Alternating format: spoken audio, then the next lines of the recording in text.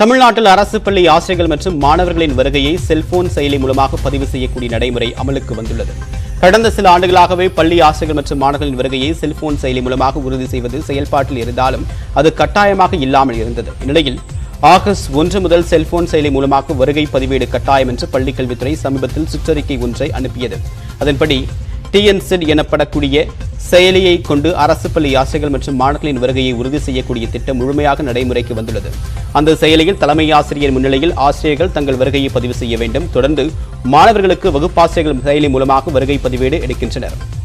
அரசு பள்ளி ஆசிரியர்கள் பலர் முறையாக பள்ளிக்கு வராமல் வருகை பதிவேட்டை பதிவு செய்வதாக பல்வேறு குற்றச்சாட்டுகள் எழுந்த நிலையில் இந்த நடவடிக்கை எடுக்கப்பட்டுள்ளது.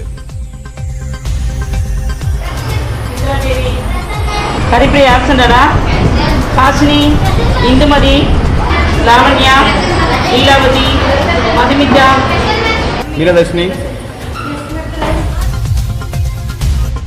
TNSED எனப்படக்கூடிய இந்த செயலியில் அனைத்து மாணவர்களின் விவரங்களும் இடம்பெற்றுள்ளன. ஒவ்வொரு மாணவரின் பெயருக்கு எதிரே வருகையை குறிக்கக்கூடிய P என்னும் எழுத்தும் விடுப்பை குறிக்கக்கூடிய A என்னும் எழுத்தும் இடம்பெற்றுள்ளது. மாணவர்களின் வருகையை உறுதி செய்து கொண்டு அதில் ஏதேனும் ஒரு பொத்தானை அழுத்திவிட்டு திரையின் அடியில் தோன்றக்கூடிய சேவ் அண்ட் சிங்க்ரனைஸ் என்னும் பொத்தானை அழுத்த வேண்டும். இதையடுத்து திரையில் ஆரஞ்சு நிறம் தோன்றி அது பச்சை நிறத்திற்கு மாறி வருகை பதிவேடு முற்றிலுமாக பதிவேற்றம் செய்யப்பட்டது உறுதி செய்யப்படுகிறது. இந்த முறையிலேயே ஆசிரியர்களும் தங்களுடைய வருகையை தலைமை ஆசிரியரிடம் பதிவு செய்ய வேண்டும். அவர்கள் பள்ளியிலிருந்துதான் வருகையை பதிவு செய்கிறார்களா என்பதை உறுதி செய்ய லொகேஷனை உறுதி செய்து கண்காணிக்கும் வசதியும் செயலியில் இடம்பெற்றிருப்பதாக தகவல் வெளியாகியுள்ளது.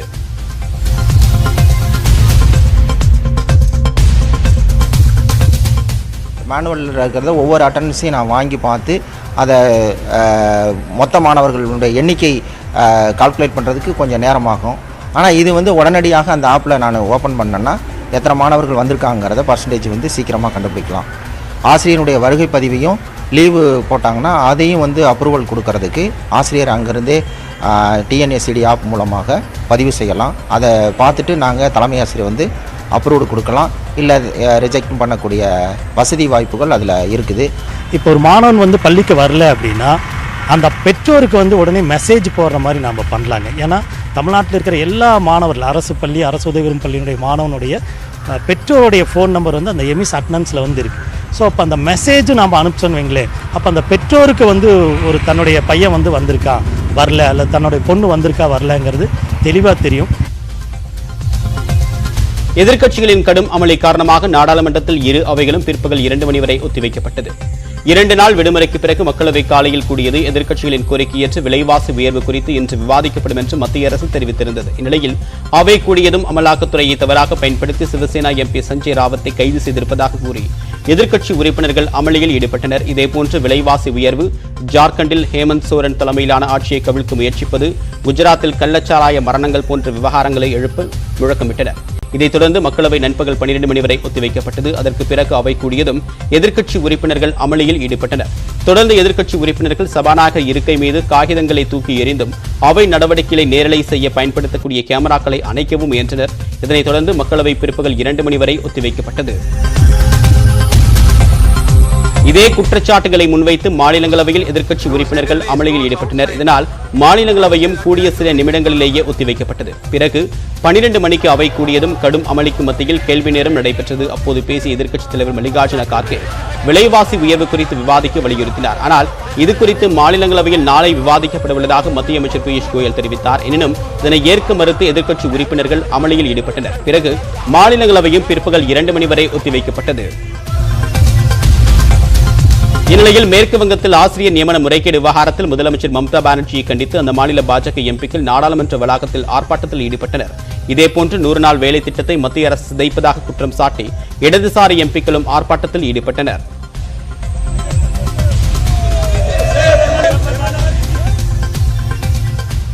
மேலும் பல்வேறு செய்திகளை பார்க்க இருக்கிறோம். குறிப்பாக கடலுக்கு அடியில் செஸ் விளையாடிய ஆழ்கடல் நீச்சல் வீரர்கள்.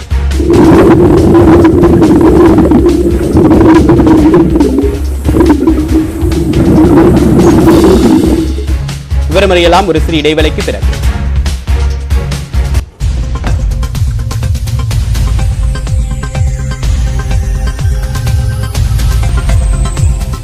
வன்முறையில் துப்பாக்கி ஏந்தியவர்களுக்கு துப்பாக்கி மூலமே பதிலளிக்க வேண்டும் என்றும் தமிழ்நாடு ஆளுநர் RN ரவி பேசியுள்ளார்.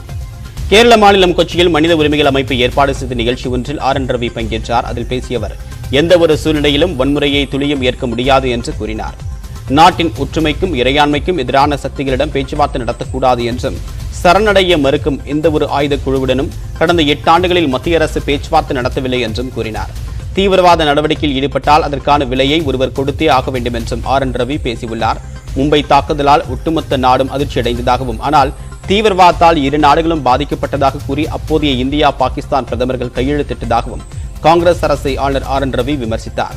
பாகிஸ்தான் நட்பு நாடா அல்லது எதிரி நாடா என்பதை முதலில் தெளிவுபடுத்த வேண்டும் என்றும், இரண்டிற்கும் நடுவே என்ற ஒரு நிலையை பின்பற்ற முடியாது என்றும் ஆளுநர் RN ரவி தெரிவித்துள்ளார்.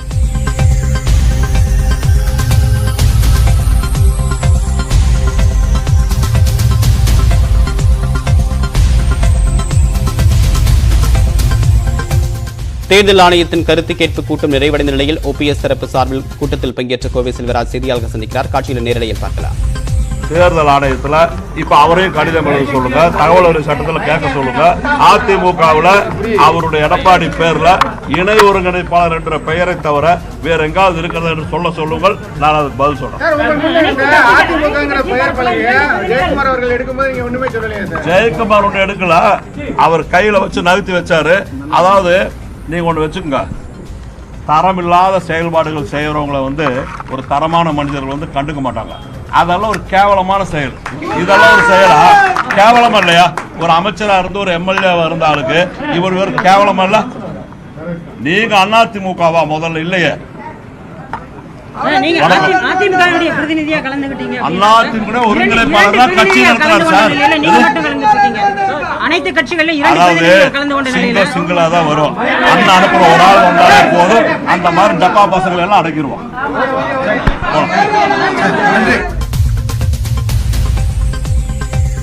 தேர்தல் ஆணையம் நடத்திய அனைத்து கட்சி கூட்டத்திற்கு பிறகு செய்தியாளர் சந்தித்த கோவை செல்வராஜ், அதிமுகவில் OPS தலைமையில்தான் தற்போது தேர்தல் ஆணையத்தால் அங்கீகரிக்கப்பட்டிருப்பதாகவும், OPS தான் ஒருங்கிணைப்பாளர் என்று தேர்தல் ஆணையத்திடமிருந்து கொடுக்கப்பட்ட தரவுகள் மூலமாக உறுதி செய்யப்பட்டிருப்பதாகவும் அவர் தெரிவித்திருக்கிறார்.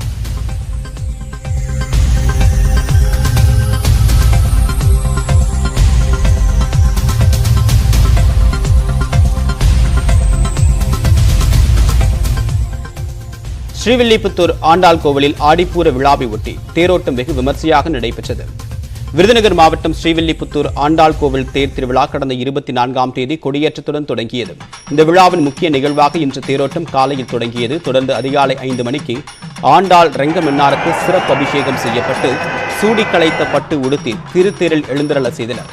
96 அடி உயரம், 150 டன் எடை கொண்ட ஆண்டாள் கோவில் தேர் 4 ரத வீதிகளில் பவனி வந்தது.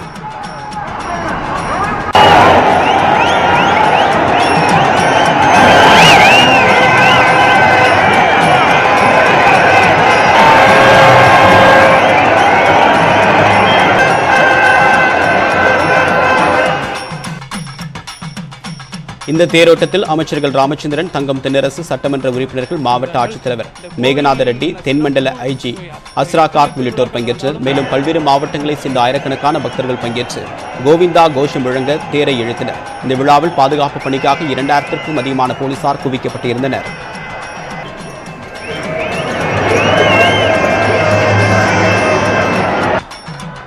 ஆண்டாளை தரிசிக்க வந்திருக்கோம். வருஷம் வருவோம் தேரோட்டத்துக்கு. எங்களுக்கு வரலன்னா தான் ரொம்ப இழந்த மாதிரி இருக்குது. பெரியவரோட பெண் பிள்ளை ஆண்டாள் எங்களோட ஃபேமிலியில் ஒருத்தங்க மாதிரி. நேற்று ரொம்ப நல்லா சேவித்தோம். பூப்பல்லக்கு ஆண்டாளை நல்லா தரிசனம் பண்ணணும். இன்றைக்கி தேர் வடம் பிடிக்கிறதுக்கு வந்திருக்கோம். நம்ம எல்லா கோயிலுக்கும் போய் நம்ம வேண்டுறோம். ஆனால் இங்கே ஆடி போகிறதன்னைக்கு ஆண்டாள் பிறந்த நாள், அவங்க அவதரித்த நாள் அன்னைக்கு கும்பிட்டா நம்மளுக்கு கொஞ்சம் விசேஷமாக இருக்கும் அப்படின்னு நம்ம நினைக்கிறோம். அடுத்ததாக விரைவு செய்திகளை பார்க்கலாம். நீலாங்கரையில் கடலுக்கு அடியில் ஆழ்கடல் நீச்சல் வீரர்கள் செஸ் விளையாடினர். மாமல்லபுரத்தில் நடைபெறும் செஸ் ஒலிம்பியாட் போட்டியை வரவேற்கும் விதமாக டெம்பிள் அட்வென்ச்சர் ஆழ்கடல் பயிற்சி பள்ளி நிறுவனர் அரவிந்த் இந்த நிகழ்ச்சிக்கு ஏற்பாடு செய்திருந்தார். அவருடன் படகு மூலமாக கடலுக்குள் சென்ற நீச்சல் வீரர்கள் செஸ் விளையாடினர்.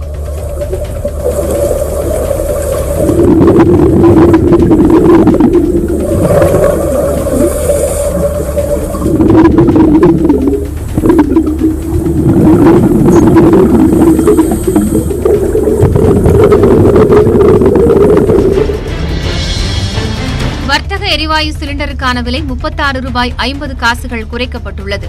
நாட்டில் ஒவ்வொரு மாதமும் முதல் நாள் சமையல் எரிவாயு விலையில் மாற்றம் இருக்கும். அதன்படி இன்று முதல் வர்த்தக எரிவாயு சிலிண்டர் விலை 36 ரூபாய் 50 காசுகள் குறைக்கப்பட்டுள்ளது. சென்னையில் 2177 ரூபாய் 50 காசுக்கு விற்பனை செய்யப்பட்ட வர்த்தக எரிவாயு சிலிண்டரின் விலை தற்போது 2141 ரூபாயாக குறைந்துள்ளது. கடந்த மே மாதம் 19ஆம் தேதிக்கு பிறகு வர்த்தக எரிவாயு சிலிண்டரின் விலை 4வது முறையாக குறைக்கப்பட்டிருப்பது குறிப்பிடத்தக்கது.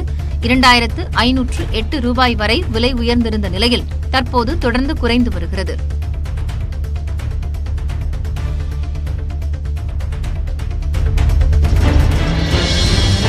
அடுத்த நாடாளுமன்ற தேர்தலிலும் பிரதமர் நரேந்திர மோடியே பிரதமர் வேட்பாளர் என்று உள்துறை அமைச்சரும் பாஜக மூத்த தலைவருமான அமித்ஷா தெரிவித்துள்ளார். பீகார் மாநிலம் பாட்னாவில் தேசிய ஜனநாயக கூட்டணியின் செயற்குழு கூட்டம் நடைபெற்றது. அதில் பங்கேற்று பேசிய அமித்ஷா, பிரதமர் மோடி மீது மக்கள் கொண்டுள்ள நம்பிக்கை மற்றும் மத்திய அரசின் செயல்பாடுகளால் 2024லும் மோடி பிரதமராக தேர்ந்தெடுக்கப்படுவார் என்று கூறினார். தற்போது பாஜகவின் கூட்டணியில் உள்ள அனைத்து கட்சிகளும் 2024லும் ஒன்றாக சேர்ந்து நாடாளுமன்ற தேர்தலை எதிர்கொள்ளும் என்று பாஜக சார்பில் தெரிவிக்கப்பட்டுள்ளது. அரசினர் தொழிற்பயிற்சி நிலையங்கள் மற்றும் ஒருங்கிணைந்த வேலைவாய்ப்பு அலுவலக வளாகத்தில் 29 கோடியே 75 லட்சம் ரூபாய் செலவில் கட்டப்பட்டுள்ள கட்டிடங்களை முதலமைச்சர் மு.க.ஸ்டாலின் திறந்து வைத்தார். உடுமலைப்பேட்டை, மதுரை, தூத்துக்குடி, நெல்லை, நாமக்கல் ஐடிஐகளுக்கு தங்கும் விடுதி, திருச்சி, நாகர்கோவில் மற்றும் விருதுநகர் ஐடிஐக்கு புதிய தொழிற்பிரிவிற்கான பணிமனை, வகுப்பறை கட்டடம் போன்றவற்றை சென்னை தலைமை செயலகத்திலிருந்து காணொலி மூலமாக முதலமைச்சர் மு.க.ஸ்டாலின் திறந்து வைத்தார். மேலும் நகராட்சி தலைவர்கள், நகராட்சி ஆணையர்கள் மற்றும் பொறியாளர்களின் அலுவலக பயன்பாட்டிற்காக 23 கோடியே 66 லட்சம் ரூபாய் மதிப்பிலான 187 புதிய வாகனங்களையும் முதலமைச்சர் மு.க.ஸ்டாலின் கொடியசைத்து தொடங்கி வைத்தார். மேலும் அண்மைச் செய்திகளுக்கு தொடர்ந்து இணைந்திருங்கள். உங்கள் நியூஸ் 18 தமிழ்நாடு.